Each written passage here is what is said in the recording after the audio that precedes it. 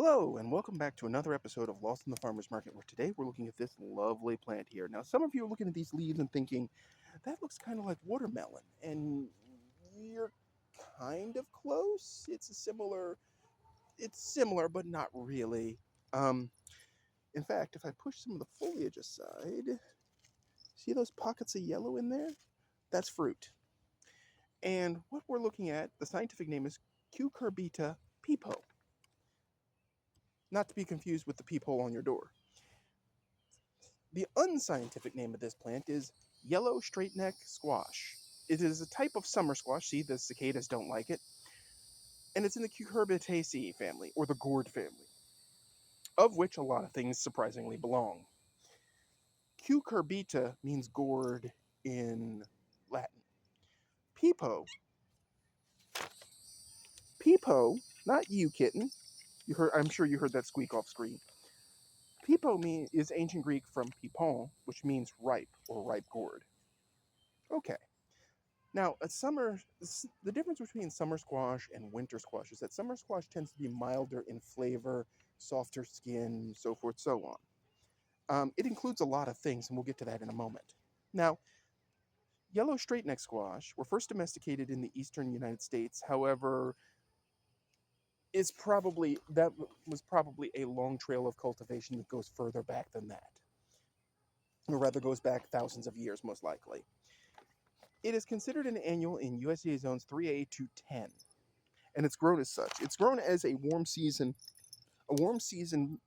fruit, because actually squashes are fruit, squashi, squashettas. And it prefers a soil pH of 6.0 to 8.0. Now, I got to point out on soil, the soil should be reasonably good draining and fertile, full of fertile.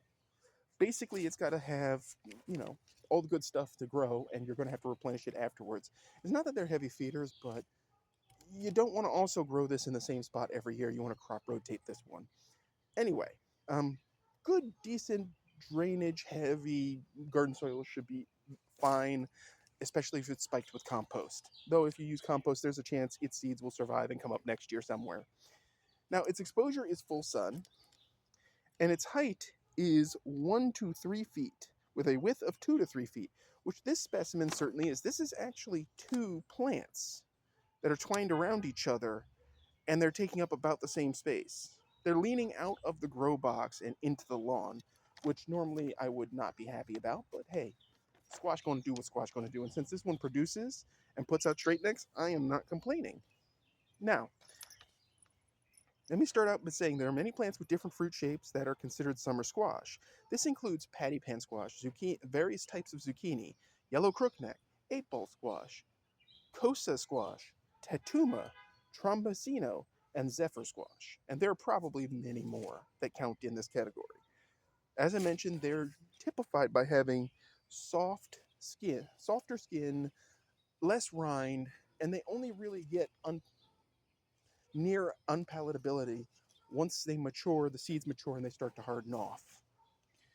Most guides will say your biggest bug problems are slugs, snails, aphids, and beetles, but in reality, your biggest bug problem is squash vine borer, which is actually the larva of a moth.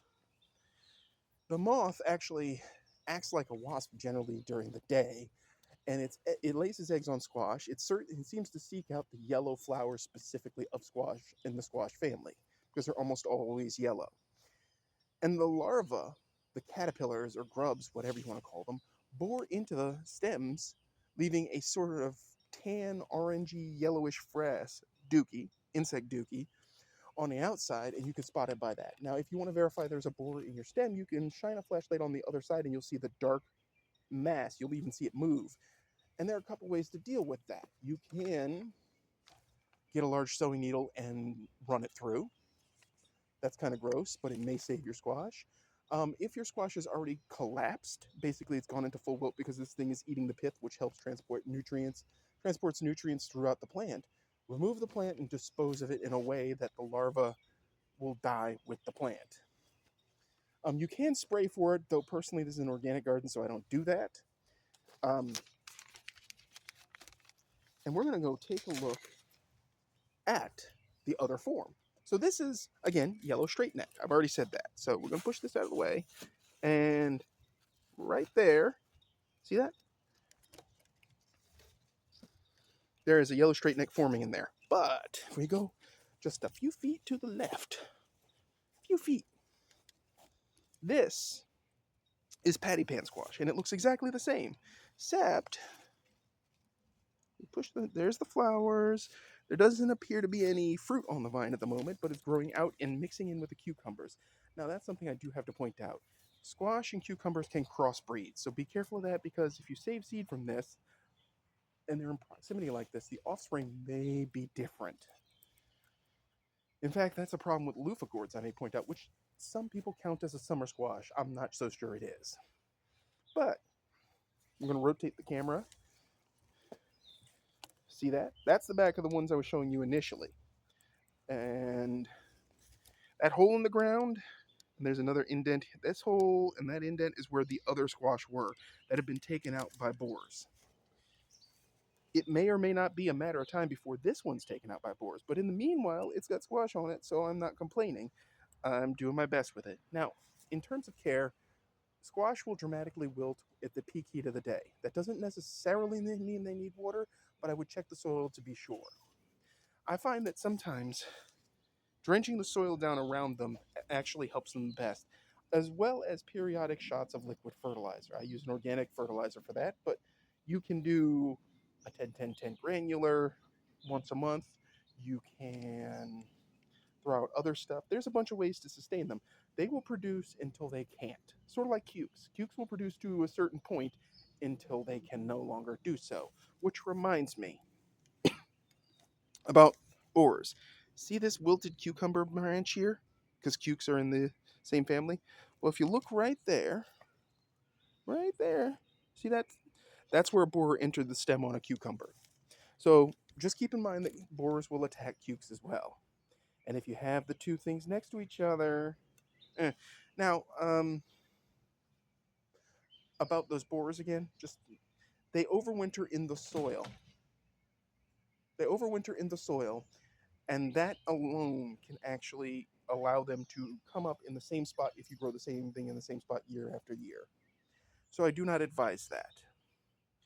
Otherwise, that's all I've got for you for summer squash. So if you have any thoughts or comments about growing them, if you've had success with fighting off the borers elsewhere, we're in Zone 8B here, please put those comments in the comments section.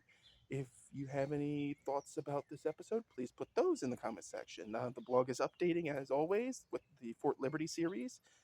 And if you like this, please hit like and subscribe. And as always, folks, keep them growing. My foot is being assaulted by a kitten. Great way to end an episode.